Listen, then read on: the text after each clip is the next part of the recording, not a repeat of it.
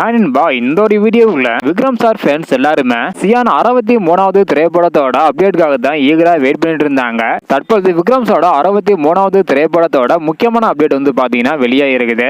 அதாவது இயக்குனருக்கான அப்டேட் தான் வெளியாக இருக்குது.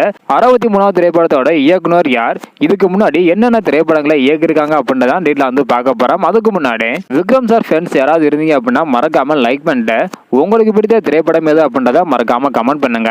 ஓகே அன்பா, வாங்கின வீடியோக்களை போகலாம். ஓகே அன்பா, மாவீரன், 3B கட்சிக்கு ஆகிய படங்களை தயாரித்த சாந்தி டாகிஸ் தயாரிப்பில் அறிமுக இயக்குனர் போடி ராஜ்குமார் இவங்க தான் வந்து பார்த்தீங்கன்னா விக்ரம் சாரோட 63வது திரைப்படத்தை இயக்க இருப்பதாக அதிகாரப்பூர்வமாக அறிவிச்சிருக்கிறாங்க.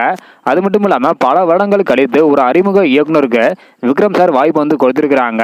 போடி ராஜ்குமார் இவங்க இதுக்கு முன்னாடி எந்த ஒரு இயக்குனரிடமும் உதவி இயக்குனராக வேலை பார்த்தது கிடையாது. அவர் இதுக்கு முன்னாடி 3 குறும்படங்களை மட்டுமே இயக்கியிருக்கிறாங்க.